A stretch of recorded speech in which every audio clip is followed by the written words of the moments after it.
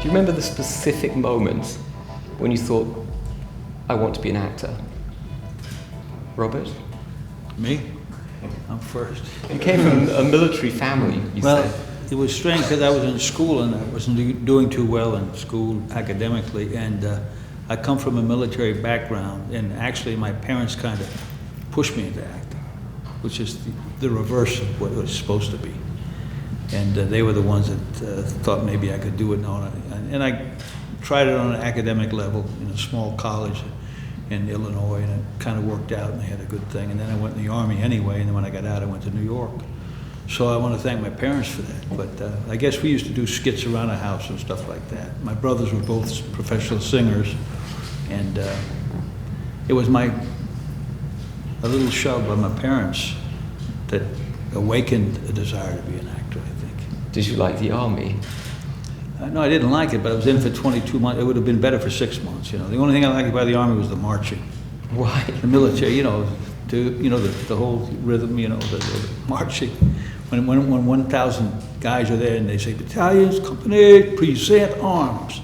And there's one guy at port arms, and everybody's like this. It's amazing.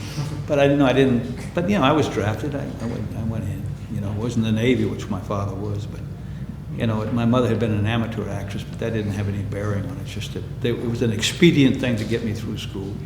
Do you still like it? What? Acting? Yeah, I do. Why? Why? It's fun. Mm-hmm. It's fun, right? I mean, it's fun. It's, you know, they pay you for it. It's like kids playing house. You grow up and you play, you know, you do this kid, the kid that plays that, you know, you play that part, and they pay you for it, and it's a wonderful profession. Some people say it's not, but I think it's a wonderful profession. Brando never used to like the profession. He was a guy we kind of all looked up to, but I think it's a wonderful profession. And as long as people can benefit from what you do, maybe they say, oh, I saw you in a movie, I saw you in The Great Santini, you helped me with my father, the relationship, you know, it makes you feel good. You don't do it for that reason, but you know, there are many side effects, side things that, you know, it all adds up. Everybody would like a profession. It's a wonderful profession, why not? Is it? To be an actor, you know, there's room for all. What's the best and what's the worst thing about it, Colin? Well, I echo a lot of what Robert said. Playing. I mean, you get to play all your life, you know. Most people have to grow up out of it and put on a suit and you know, do a proper day job, and we just get to carry on role playing and, you know, whatever it was, playing war, so the fantasy thing stays alive, which is absolutely wonderful. It can be a little hard on people living with you if you are stuck in that mentality, because, you know, other people do have to get on with life, and you're sort of left behind in childhood, and you look like a grown-up, but you know, there's a part of you that's still in that dream world. And so that it's a little hard to conform from that point of view. The other thing I would say is that if you are one of those people that wants to remain a child in that way, you can be very susceptible to the slings and arrows.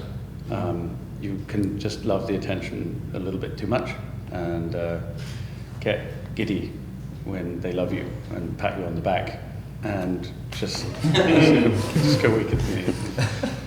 And when it doesn't work out, it hurts just a little bit too much too, and you maybe just one of those people that, you know burst into tears at an unkind word.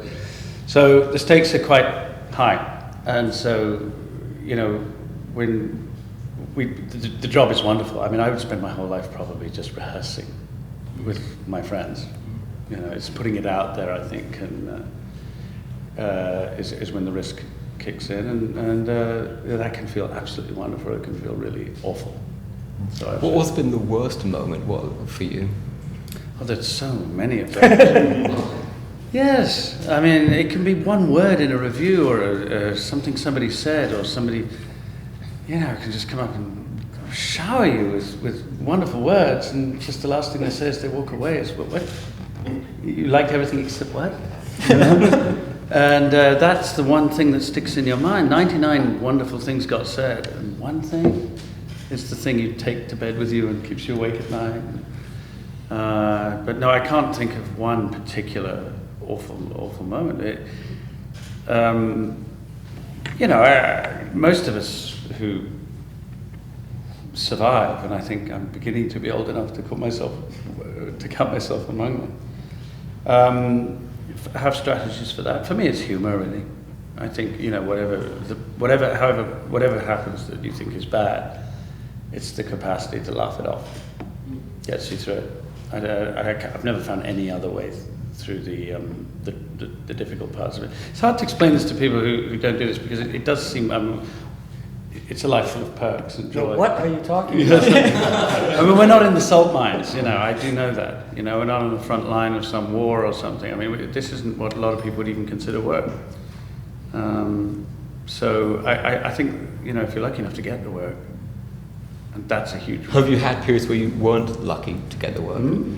Have you had periods where you weren't lucky to get the work? Yeah. That's the worst of all. I mean, quite frankly, we're all talking from a position of privilege here, people who get employed. That has its own set of problems. I mean, a huge majority of people in our business don't have that. And then there's another thing, that the people who do get the work, that the work isn't of a quality which, it's not something we can really thrive in. Christoph was saying this last year. He pointed out the fact: what if you're stuck? Christoph was, yes. Yes. What if you're stuck in the most horrible quality TV year after year after year? How can you ply your art, your craft at its great, at its best? Have you done a film or a role where you really felt it wasn't quality and you knew it? Have you glanced at my CV? What's been the most difficult for you from that level? Is there one that you can particularly... I can't name one. Because Mark, how about you? Can you name one of his? None. No, it's... I could name several, but obviously I won't go there. I'm curious about when you didn't get work. How long did that last, and what did you do? It wasn't actually. I've been very fortunate in that I've never had periods where there's been absolutely nothing at all. It's just been where there's nothing I feel I could contemplate doing or do happily. That's and that's already luckier than some. No, it's inactivity. You have to try to find some way to keep yourself, to apply yourself. Because inactivity is soul destroying for anybody. And what do you do when you're not working? Oh, are you talking about the periods when it's been difficult? I can't find. I can't remember what I did then. I think I probably just stewed in it. Really, it's not a very productive thing. There's a joke. Do you guys use the word resting here in America? It's a euphemism, the English euphemism for being out of work, which actors have never used, as far as I know. It's something non-actors think actors say. Oh, interesting. Are you working? Are you resting? You meet people in they think they're in the know because they use this word. And actually, I remember an actress friend of mine who hadn't worked for about 2 years. Rotting, we say rotting. What's that? Just rotting. Yes, well, that's what's actually happening. No, this is someone who just lost it. So there is nothing restful about being out of work. It's not a holiday, unless you know when the next one's coming and it's a payday and all the rest of it. Then you can take a holiday. Well, what's been the toughest moment in your career?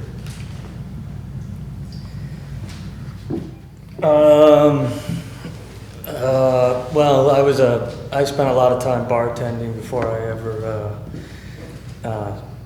got an acting job well into my late 20s, and I bartended here in Hollywood, and so everyone that I was serving were all the young actors who were working. And I was doing all these little plays here in Hollywood. When you mentioned doing a play in Los Angeles, you're immediately considered a loser. And Not New York. But not New York, no. My biggest mistake was to mention the casting directors here that I was actually doing theater here. I would come in and brag about that, and they would immediately, I'd see their eyes glaze over, and for years I couldn't understand what was happening, and I realized, well, if you're doing theater in Los Angeles, then you're a loser. But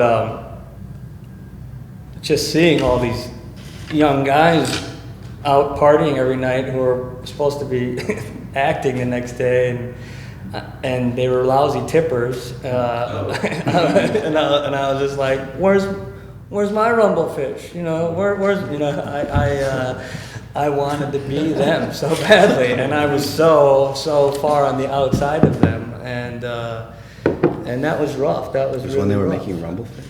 What? No. That's how old I am. Are you serious? Where's my? You weren't born, right? Yeah. I know. I remember that. Damn, Mark, you just got served. Damn. Thanks, James. No, I didn't know. Where did you come from, and what's your background? How did you decide to act? I come from Kenosha, Wisconsin, and really blue collar family. Not not particularly part of this world in any way. But I saw when I was little, I was 8 years old. My grandmother was let me stay up one night late. She's like, "There's a world premiere of a great movie on tonight," and I'm like, "What is it, Grandma?" And she's like, "It's called Streetcar Named Desire." And she let me stay up, and I says I must have been 8 years old, and I'm watching that, and I see where your fancy fast out, I see that moment, and I look at her, and I'm like, who's he? What does he do? What is he doing? And I didn't really understand what acting was at that moment, but I was so sort of enamored by what I was seeing, so I responded to it in such a way that I kind of was like, I want to do that, like, we did skits, we did Three Stooges skits, we did, Laurel and Hardy, we did all that stuff in the basement or on holidays for the rest of the family. Did you then train professionally, or? When I was 18, my family moved out to San Diego, and by that point I was pretty much just surfing and smoking grass, and I wanted to be an actor, but I was afraid to make that statement or commitment to anybody, and life was getting so boring there. And someone said, go to Stella Adler in Los Angeles. And, you should go try to be an actor. And so I said, Dad, what do you think? And he's like, hey man, what's the worst that can happen to you? You're gonna die? Well, then it won't matter anyway.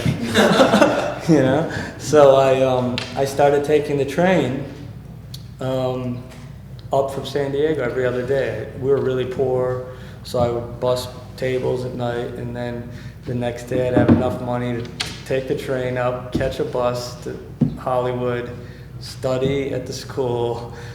I was there all day long. I'd get on the bus, go back home, and that was kind of... Back to San Diego? Yeah, I went back to San Diego. 20 miles. Yeah, it was 2 hours. It was 2 hours there, 2 hours back. But I loved it so much, and it was, plays and theater, and you're an artist, and acting is an art form, and it means something, and you have to lift yourself. I mean, things that you never hear, and it just was a big opening, just blossomed. What makes a great actor, not a good actor? What makes a great actor?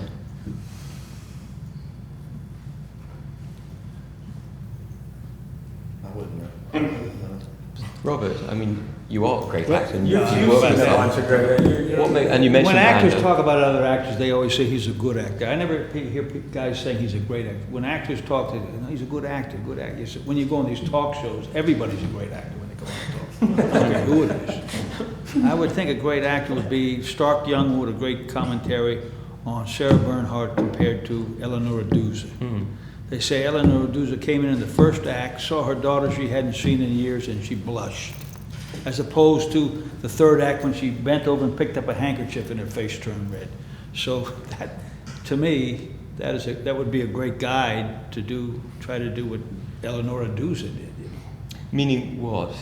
Meaning what? Meaning that when she saw her daughter, she had a terrific interior moment that worked in the imaginary set of circumstances.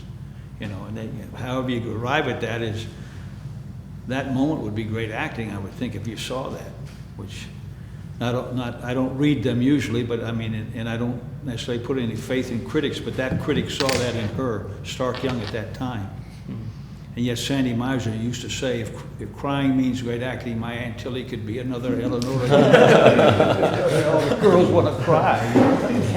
Not guys, too. Yeah, as opposed to a nice documentary, when you see somebody move, they sit on it and try not to cry. And that's much more moving. But I don't know, it's very subjective. A great actor to somebody might not be to somebody else. It's not like a 2 and 2 or 4 thing, you know. It's like, not like that, you know. They say the greatest actor they ever saw in the group theater was a guy named Giovanni Grasso from Sicily. So maybe when they went to see him, he played Othello, he was phenomenal. The night that all the guys went from the group theater, nothing was happening. And they said, what did you bring us to see this guy? Well, then he put his hand in Desdemona's hair and just left it there, and then something really began to happen. But he was a guy that had such a great instrument. I mean, he could break up from a fly but go right back into it. Or he could do like melodrama, corny plays, the whole play, drink poison at the end of the play, stand up and fall over dead, and they said it was phenomenal. So I suppose at that moment, that was great acting. But once again, maybe somebody went to see him on an off night and didn't think he was a great actor if it was an off night, you know. Sometimes in film, you know, you can get the best take that's not necessarily the best performance in the 8 performances a week, which Duza wouldn't do 8 performances when she came to New York. She wouldn't do 8 shows. It's too much. So I think it's a very subjective thing, right? Who's great and who's not. Somebody It's not like 2 and 2 is 4. said Richard Burton, I think it may have been Olivier, he said, look, you've got a choice. You're either going to be a great actor or a great star. Do you agree with that? Is it something? But Ryan, I'm sort of especially interested in you because you seem to have opted for really difficult, risky material and worked for that, and seem to care less about the trappings. Have you been offered those big commercial roles and deliberately steered away from them? Who, me? No, Ryan. Oh, Ryan. Go ahead, your turn. I mean, have you seen my work in Young Hercules? Well, I did. But I have seen Blue Valentine, which is extraordinary. Well, you know, I did a lot of kids TV, you know, and I did just so much television that at a certain point, you know, I just felt like I'd done that, you know. So then when I sort of was starting to make films, I wanted to you know, kind of move on from that, you know. And I also, you know, I think my family is kind of like everyone's family, but kind of crazy, you know, a lot of characters. And the people that I was growing up around, I just didn't often see reflected in film, you know. People seemed to be one way in movies. They were good or they were bad or they were whatever they were supposed to be. But the people that I was growing up around were everything all the time. They were good people and they were really bad people. They were funny, but they were doing terrible things. And, you know, that was just my experience. You know, so I think I just naturally gravitated towards those kinds of characters because they felt more, I felt like I knew them. Have you been offered any of those sort of big superhero type roles and turned them down? Yeah, but I think that is really hard to do. You know, I don't to pretend like something's there that's not there, that some monster is chasing you that's not actually chasing you. I mean, that's like a whole kind of acting that it's a lot harder than to sit at a table and act natural and, you know, to be in a, you know, to do what I've been doing lately is I think a lot. I mean, I enjoy it more as well, but it seems a lot easier than to make one of those films. I don't believe in my ability to do that. I think if I did, I probably would try one. Was Blue Valentine a tough film to make? Because it's harrowing emotionally. Do you go home, and I think what Colin was saying about the people who, you know, your choices have an effect on, when you're making a film like that, does it affect your domestic life? Well, I think it was a lot harder for Michelle because she's a mom, you know, and she had to go home and be a mom and leave work at work. for me, it's easy because I didn't, I was sitting in a hotel room for however many months I was there, and I could just be in it, and it was very self-reflective, and I think it was a lot easier for me to do that. And I have friends and people in my life who were very understanding and let me kind of go away and make a movie and then come back. But I think it's much harder for somebody. I'm sure a lot of you have families and wives and kids, and I don't know. I don't know how you do that. What happens when you have to fight for a role? Because I know that you said that when you had the first meeting with Danny Boyle for 127 hours, it didn't go well. Yeah, I didn't fight for it. You didn't? What did you do? I thought he didn't want me, so I said okay. I mean, I don't fight for roles now. I've been to film school, so I have certain understanding of what it's like to be a director. And when I'm casting films, I don't. You're just trying to find the best person for the best, for the role. And so if somebody doesn't think I'm right for the role, I don't want to force myself on that project, So it turns out Danny thought I was stoned at the meeting, and that's why he was like not Were you? excited. No, I was tired. I was doing homework, but no, I wrote him an email. I said, look, I understand, and good luck, and I'm a big fan, and hopefully we can do something down the road. And then he asked me to come out and read for it, and that's how I got it. But I thought it was over. What was your toughest moment on that film? The toughest moment? I think it was just the accumulation. It was a very unusual kind of filmmaking experience. I didn't have other actors opposite me for a lot of the film. And the subject matter was, fairly intense, and there was like one set for at least a month and a half. So that can be relentless. But I mean, the great thing about that movie is I had Danny, and I had, there were two DPs on it, and who were the operators, and they were, incredible guys, Anthony Don Mantle and Kike Chadiak, and it's like, it was almost like we all became the performers in a way. It was very unusual, because normally, when you're acting, you're used to acting opposite another person, and that's where the drama comes from, that's where the dynamic comes from, and that's where the scene comes from. That's just, where you kind of just trained to do it that way. And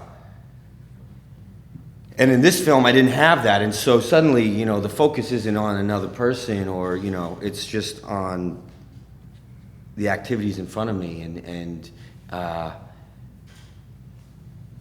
so it's like the operators, because there were like these very mobile cameras, they were figuring out the scenes there while I was figuring it out.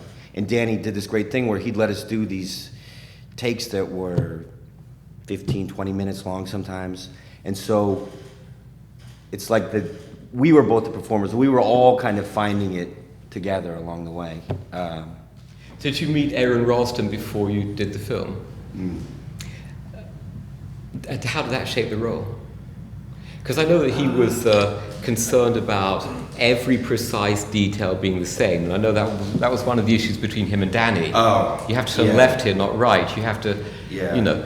How did that shape you? And did you feel you had to be truthful to him or to the script? Well, that's actually like an issue that I think there's a couple issues there. I've played characters that are based on real people before, and it's always going to depend. I believe the degree to which you try and take on that person's behavior depends on the movie, depends on what the director wants, depends on the story you're telling. How much you put of them in the film, it's going to vary.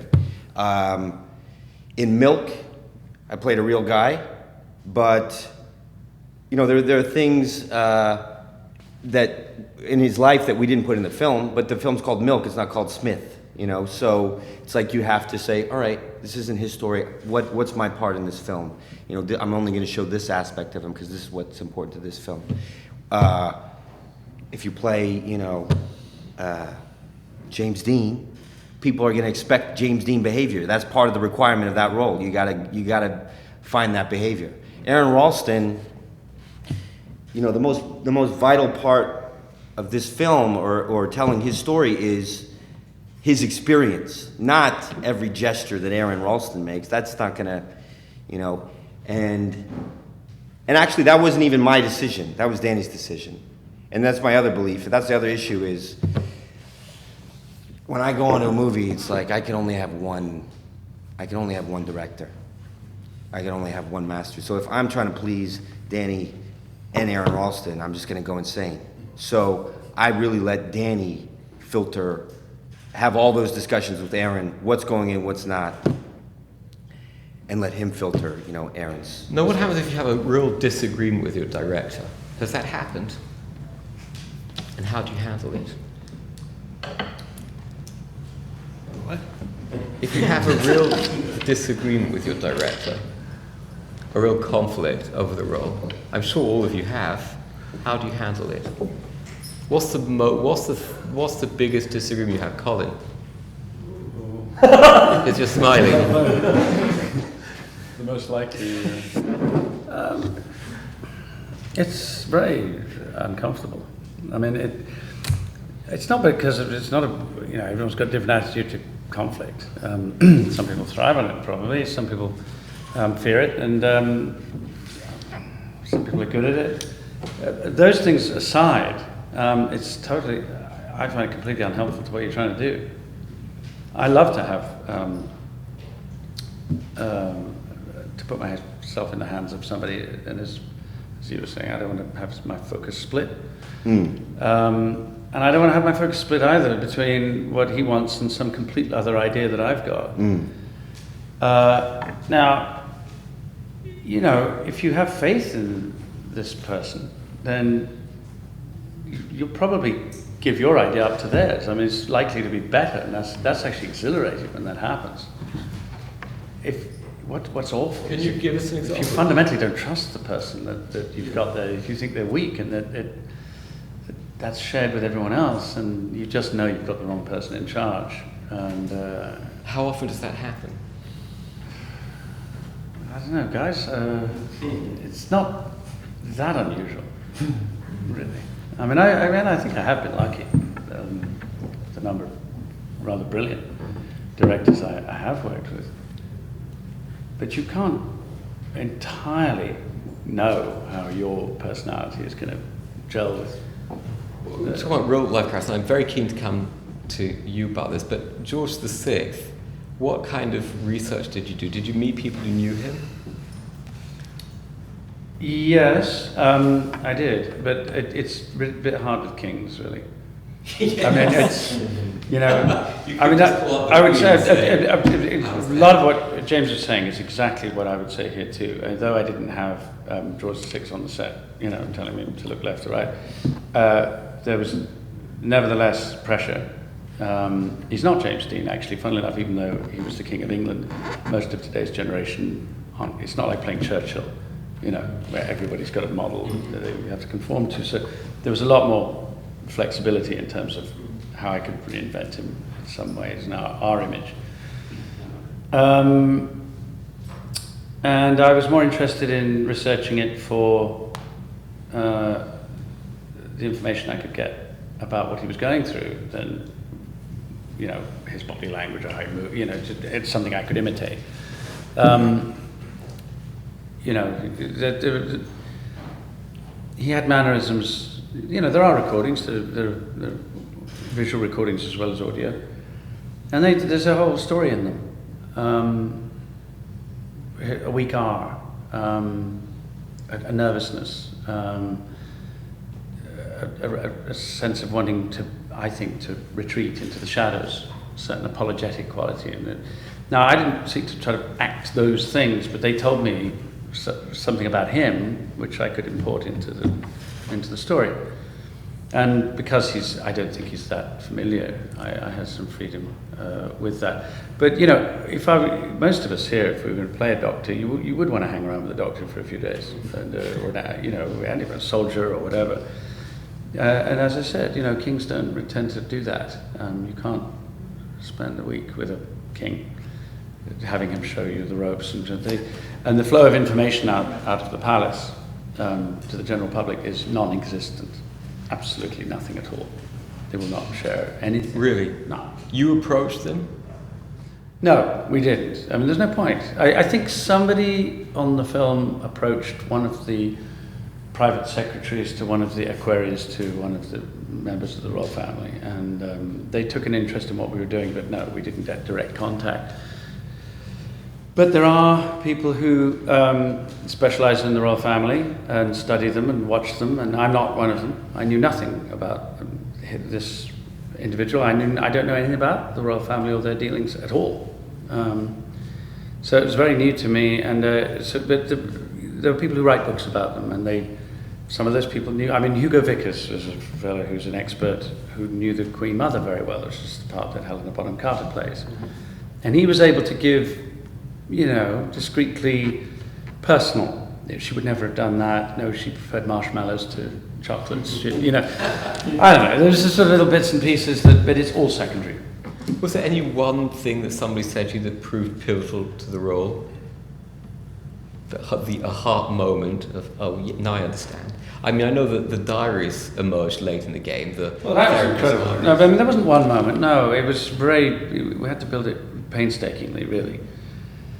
I mean, the diaries was an amazing discovery when I found out that we found those. This is a thing where, as I said, there's no information, but the speech therapist, who is very little known to the world, his family were traced.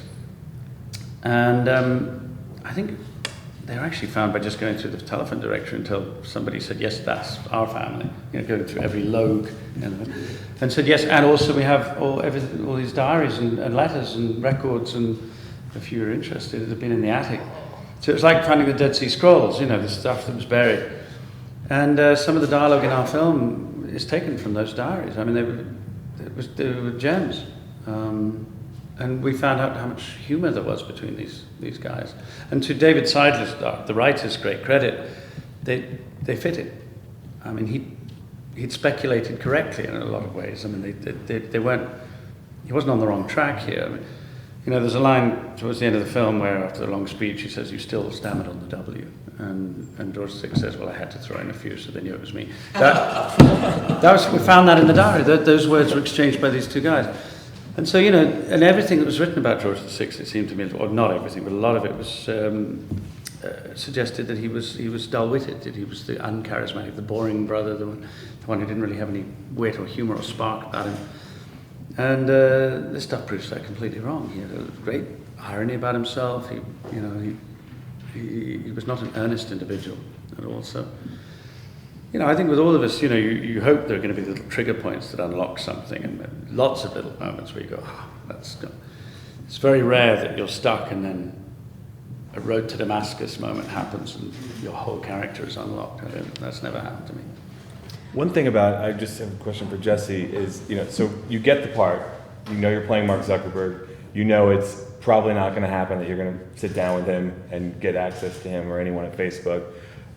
What's your first thing you do? Do you reach out and say, I'd like to see some tapes of him at conferences or wherever? Do you go online and try to find out everything there is to know about him? Or do you say, let's not do that. Let's go to the script. That's it. We were discouraged from meeting them, and even more so researching the characters we were playing personally. But it was so tempting to, and ultimately impossible not to. In fact, I drove up to Facebook twice and got a call on the way up from yelled at by the people working on the movie that I should not go, that it would be a bad idea. So I was. What was your plan? To just go in and just meet him? I just felt like, how could I not attempt to meet a guy I'm playing? It would just. Who called you, David or Scott? It was a conference. Are you actually driving up there? Yeah. With an appointment or with no appointment? No, because there was no liaison, that was, working on behalf of the movie with Facebook. So I just, I wanted to do everything I could possibly do to feel as prepared as possible, even if it didn't have some I don't know, direct impact on the movie because I see the way he shakes hands and then I shake hands that way. That was not my purpose. My purpose just was to feel as prepared as possible. So I did. I read everything about him and watched every video I could find, and it was really helpful. I thought it would be maybe limiting to play somebody real and so specific, but it turned out to be really freeing, actually.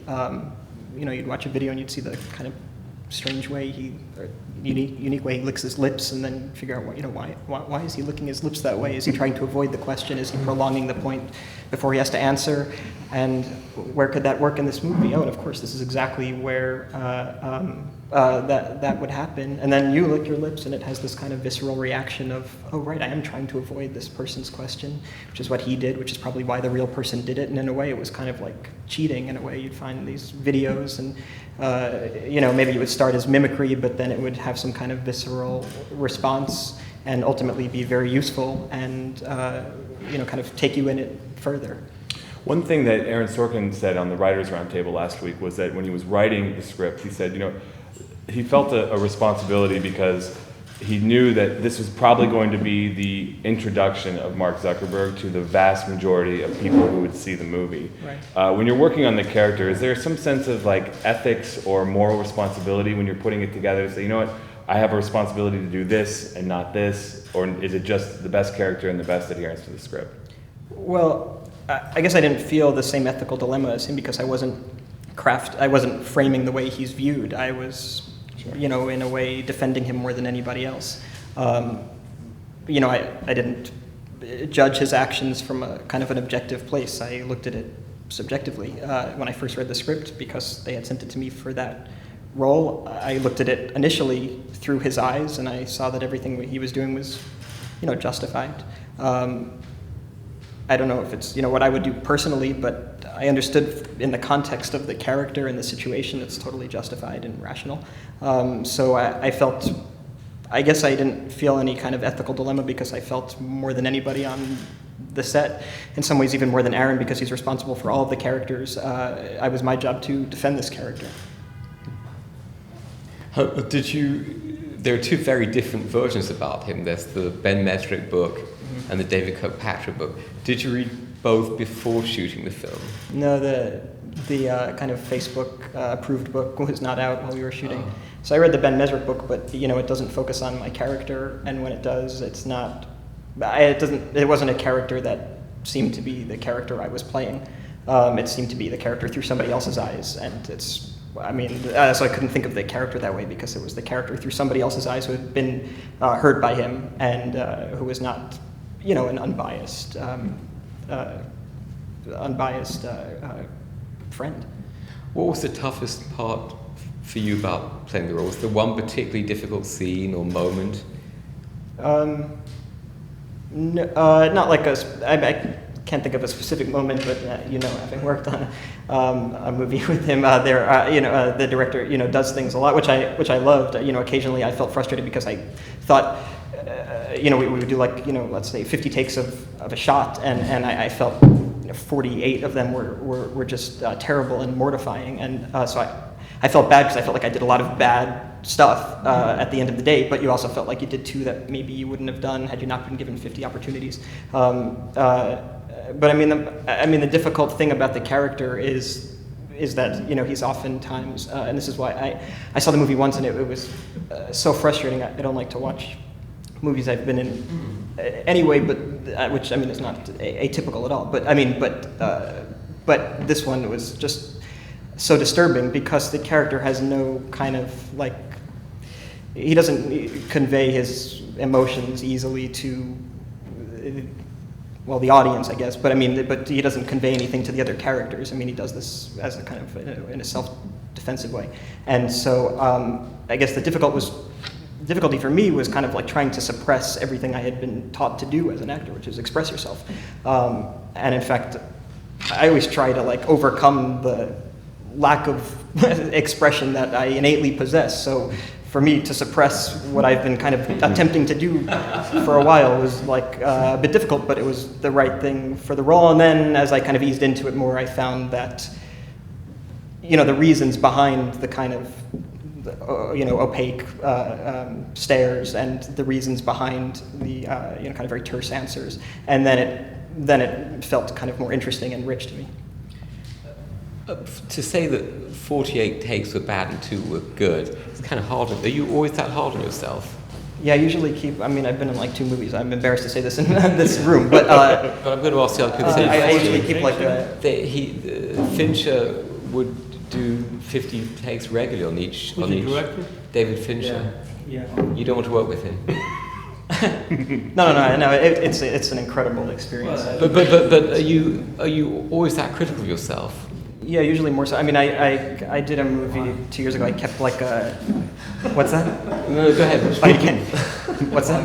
You did a movie 2 takes ago. No, I did a movie 2 years ago, and I kept. Which one? Oh, it was called Adventureland, and I kept a notebook of the takes that I liked. I gave them to the script supervisor, who keeps track of that, and the director, who I was like, he was very, he was upset, of course, because that's not my job to do. And so, but I was so mortified by the,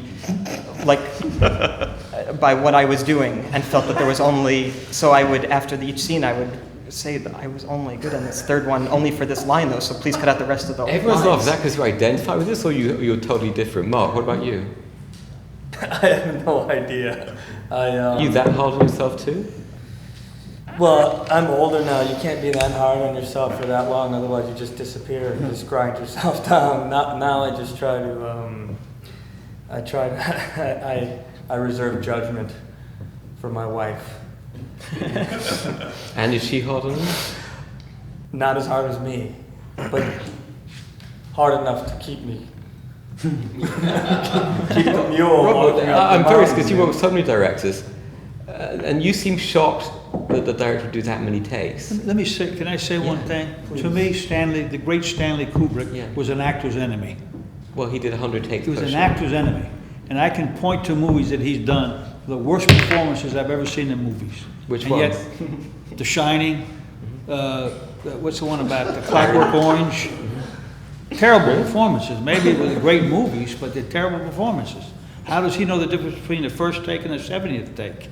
I mean, what is that about?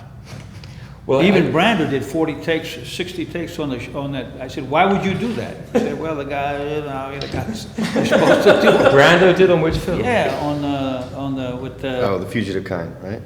the burning, I mean, why would why would anybody do that? I mean, commercials you do that, but I mean, maybe it helped you. I don't At know. what point do you I say don't no? wanna be judgmental. Yeah, Maybe it was right. good for you, but I don't quite get that. How do you work when you direct? I try to turn the process around and let it come from them completely. Let them dictate what's to be done. You know what I'm saying? So you let the actors, Or the non-actors, which if they step across a line, the non-actor can put the professional actor on notice sometimes because they have no bad habits. And you mix the two. You can mix like the Iranian directors do, and let it come from them because it's their reality. and then I don't know about them. I didn't grow up with them. I don't know their history, so let it come from them. and then you decide the shots Yeah. after you've seen Around the Yeah. scene. Do a few, whatever. I mean, Does the I think you have to scene- do 50, but maybe, I don't know, maybe that's a new way of working. I don't know. Well, if Kubrick did it, it's not so new. What about Coppola? How many takes would he do? He didn't do a lot of takes. He was trying to get us to be serious, working with Jimmy Caan, there's a lot of jokes. It's great. He's the greatest guy in the world to work with. Brando's still trying to remember a joke Jimmy told 25 years ago. Jimmy's a funny guy. Have you ever walked off a set? Huh? Have you ever walked off a set? Me? Yeah, I was doing a series one time, I played Eisenhower, and I quit. He said, Ike takes a hike, Why did you quit?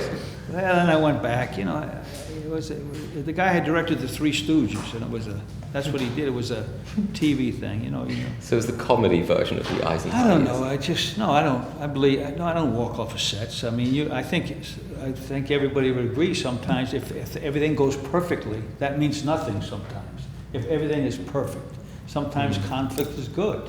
You turn a negative into a positive, you listen and, sometimes that can be good if you fight with it, or not fight, but have differences, I think.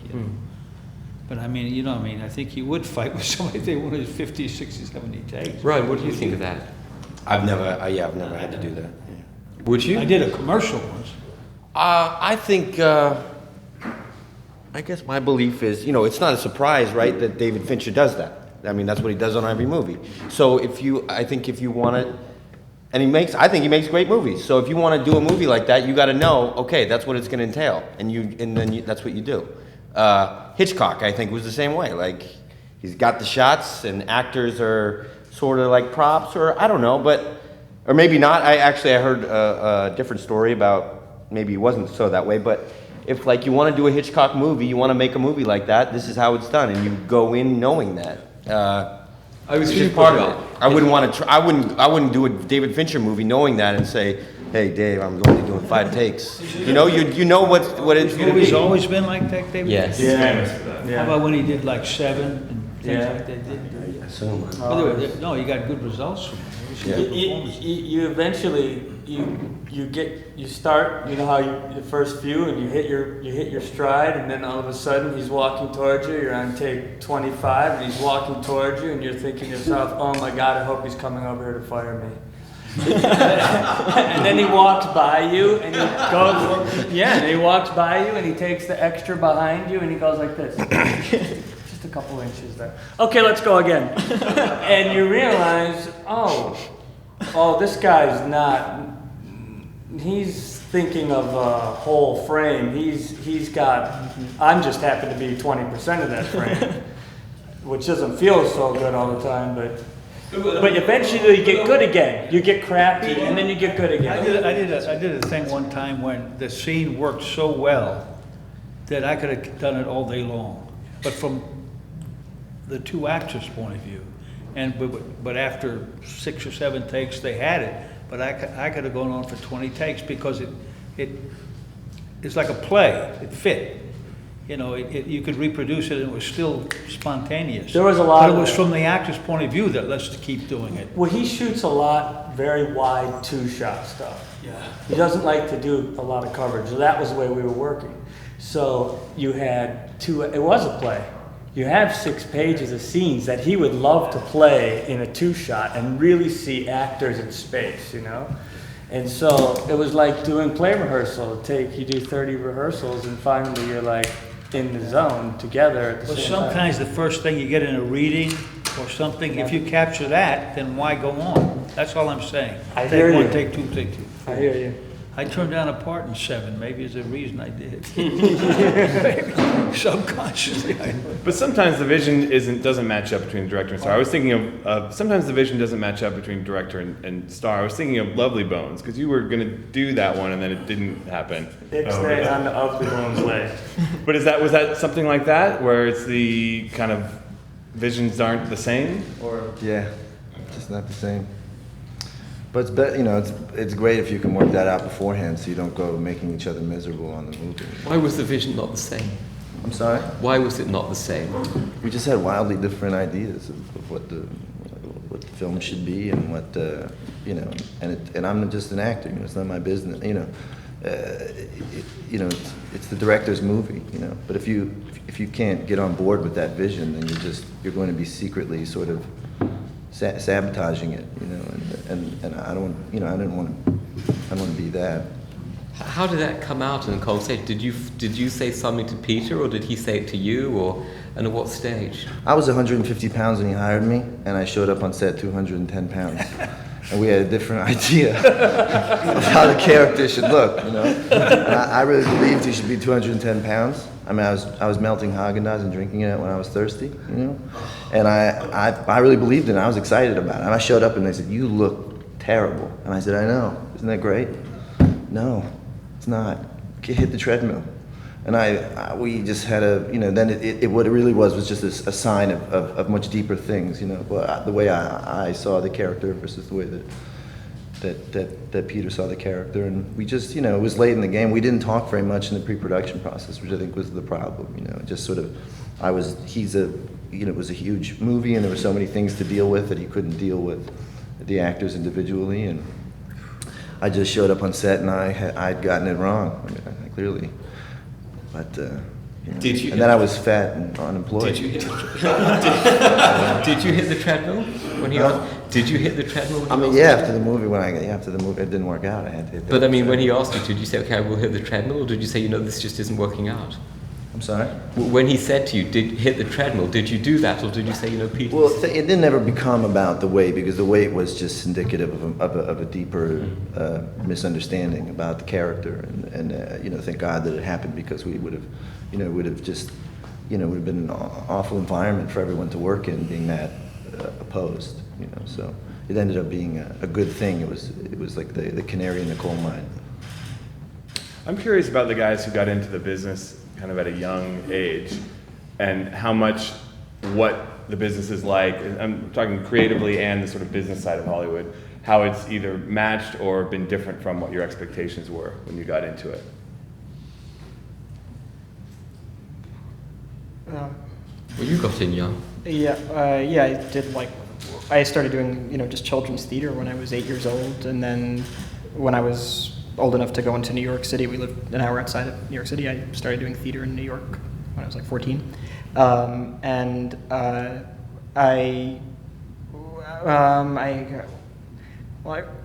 didn't really have any expectations. I mean, I still don't have any expectations. I'm always surprised that I guess I'm surprised that I'm included. I know that's maybe sounds like false modesty, but I feel so on the outside of things, that which is why I started acting in the first place. That I'm always surprised that I'm included in this kind of thing, you know, in this other world, and it's really, you know, that's really nice. I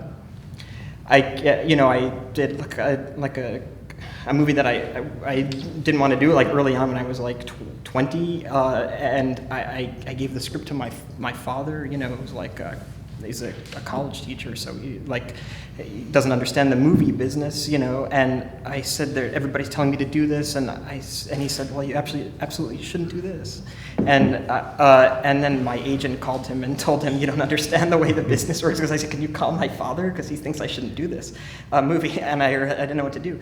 And so anyway, in terms Did of you do it? So in terms of expectations of the business, because my father was like, oh, I guess I don't understand it. I think you should go do this.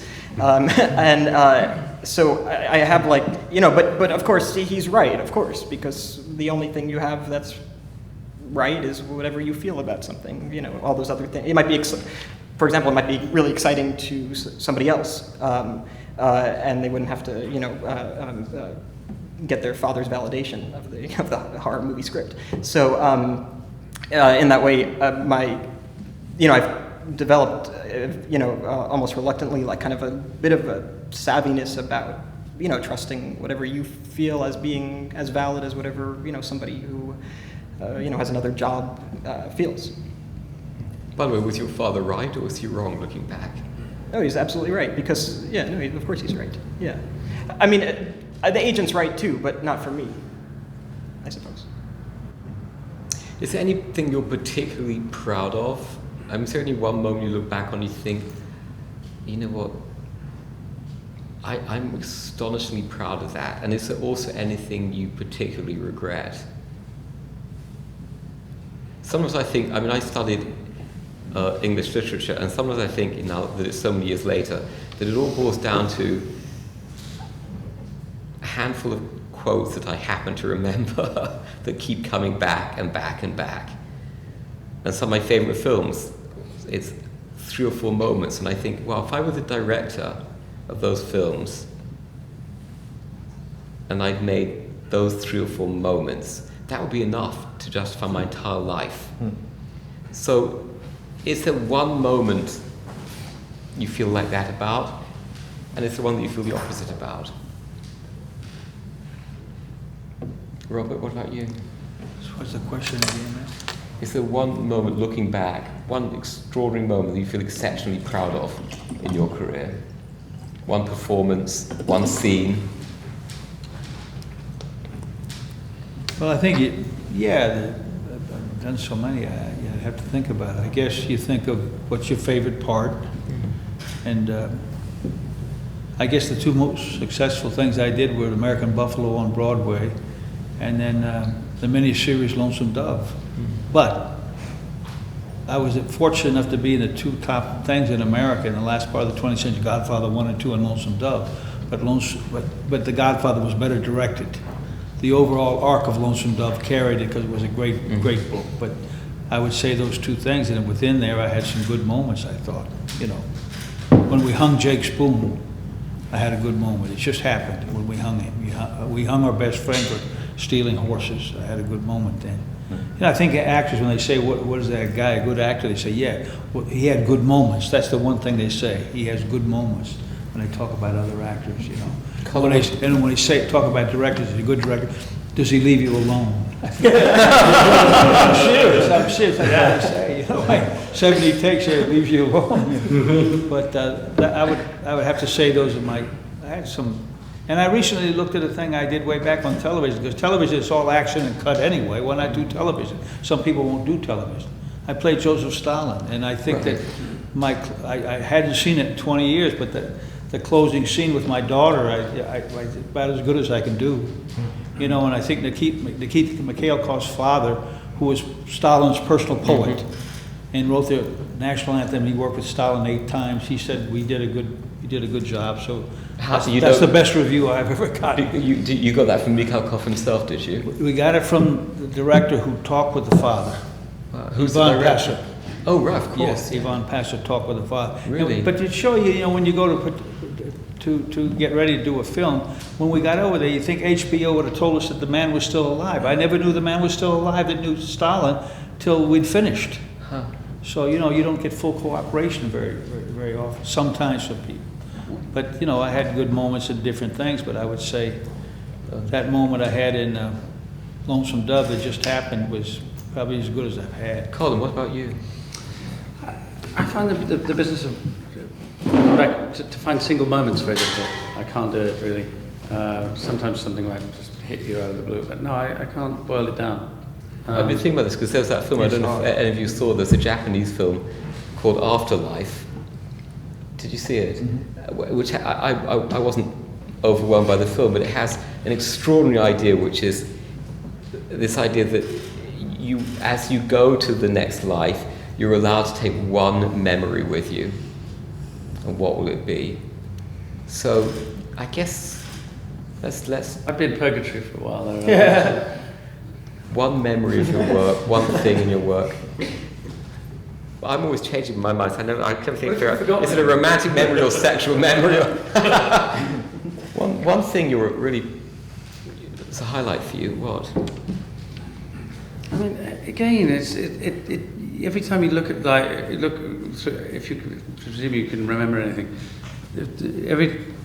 your past occurs to you in different ways all the time, unless you really are sort of in that borderline senile state where you've just kind of ossified all your memories. But you know, it just looks different depending where you stand, what mood you're in. What it occurs to you. You can tell your own story in a million different ways. So it never. The narrative never has its ups and downs in the same form. Of your own life. Of your own, or of anything. So I find it very difficult to go that. I mean, there are pivotal moments, but I can spot those, but they're not necessarily moments of great inspiration or great, otherwise. I think that phone calls, can be the difference between your changing life. Your life probably is changing radically every day without you knowing it. There'll be some fork in the road. I know that there's one I can remember very specifically. I was in a drafty BBC rehearsal room corridor, pre-cell phones, and there was a payphone, and thinking, I'm not going to take that job in South America. It's too long, 6 months. No, don't fancy it. And while I was on the phone at 10 in the morning, whimsically changed my mind. And by the end of the phone call, I committed to it. That's the job where I met my wife. What was the project, by the way? Nostromo. It was an adaptation of... which never got made? No, there were many that didn't get made, and maybe it was better that way. No, I mean, Nostromo is one of those things that some people... as a book, it's a great book, and it's very challenging. It's like it's almost a macho thing to try to take it on, like climbing K2 or something, And David Lean wanted to do it, and it got the better of him, and Hugh Hudson was going to do it, and it never happened. And and we had a good stab at it. We may have proved that it's unfilmable. It had good moments. I mean, you talk about moments. I think it's about moments. I really do. And to single one out and say that's the one. It's hard to do. Yeah. What about the other guys? Do you have one moment you're particularly fond of, proud of? Ryan? You mean that I've done? Yeah, who else? No, it's hard. I thought I have to tell you, I thought one moment in Blue Valentine was among the most extraordinary moments I've seen on film, which was where she. By the way, I don't know if anybody's seen the film, but Yeah. it's such a difficult film to watch. I mean, just extraordinarily difficult. And as I said to Ryan, sorry to make it difficult, but I said to Ryan afterwards, I have not stopped thinking. I haven't stopped thinking about it since I saw it. But there's one scene where you're playing the banjo and she's dancing for you. Is it a banjo? And I thought, oh my God, I've rarely seen such a beautiful, marvelously acted scene in my life. Oh, wow. Did you feel that about that scene, or was it like, well, that was easy for us, you know? Great moment. Oh, It is, isn't it? I think the experience of making that film is something that I think that I'll always remember. I think this filmmaker is very special, and in the way in which he's a documentary filmmaker, and the freedom in which we were given, and I had 4 years to work on that character, and Michelle. That's different from 50 takes, right? Right. Yeah, well, from you. this was one take. Is that better or worse? The way 4 Kenneth years? Loach works, turns it around and lets it come from. Yeah, absolutely. I mean, we only did one take of everything. Did you? We never did more than one take, and With rehearsals? we had 4 years. She had 6 years to prepare, and I had 4 years to prepare. So we were ready. We felt. But you rehearsed? We never rehearsed. Gosh. And the way that 6 years. he filmed it, it's these characters are when they're getting to know one another. So were we. We didn't. Michelle and I didn't know each other. All we knew is that for the past 4 to 6 years we've been working on these characters. So we were both very anxious to show each other what we'd come to. And he just filmed it. And for instance, that night that scene happened, he said that we would shoot from sun down to sun up, and whatever we did, he would follow and shoot, and it was up to us. So there's a whole movie's worth of material in that night, but that one scene came out of it. And he also compromised. He because we didn't have any money and the film fell apart so many times, he decided that he wouldn't even have lights on the movie. We didn't have a lighting truck. We didn't have any lights, so that we could have a whole night to shoot in the hopes of maybe catching one 5-minute scene. He knew where to spend his money in the hopes of grabbing those moments. And the whole movie was that kind of an experience. Who was the director? His name's Derek Cianfrance. He's a young guy. He's on our directors roundtable next Where's week. he from? Yeah, he's great. I don't know where he's from. I'm just going to ask one last question before we wrap up. New York. We talked about best moments. What about regrets? Is there any one regret that you have professionally? I'm not talking personally. I know we all have regrets. Robert? Regret? Maybe you regret turning down that role in 7 after all. Go around the room and let me think about it. Or a part you wish you had. What? A part you wish you got, or you wish you had made. Do you regret turning down Godfather 3? No, because it wasn't as good as the other It two. wasn't. He came to my house in Virginia, parked his car, came in, Coppola. and he always wanted my mother's Maryland crab cake recipe. So I wrote it down for him, and then we talked about it. Then he left. He forgot the recipe. He called. He was more concerned about the recipe than what I did. And I doubt that somehow. no, but Did you like him? yeah, I like Coppola. Yeah, he's an interesting guy. Yeah, he is. At first, I didn't know he was. I gained a lot of respect for him because in Godfather 1, they had the first AD was the best friend of a standby director that was on the set in case he failed and they fired him. So I gained a lot of respect for Coppola. Yeah, No, I'd have to think about regrets. Maybe there's some that I. James, what about you? Well, I did for a long time. I did a lot of movies that I just hated, and to the point that it depressed me. And it was a weird position because, you know, you look and you say, oh, I should feel grateful. You know, I am able to work in films. You know, it's something that a lot of people want to do, but I just hated a lot of the work I was doing and the projects I was doing. And so for a long time, there were huge regrets. And but now I actually, having done those things, it made me reorganize my life, view my life in a different way, approach movies in a different way, pursue other things that I was interested in, and doing those films, the bad ones, changed my life. So I can't look back and say I wish I hadn't done them, because they really did change the whole course of my life.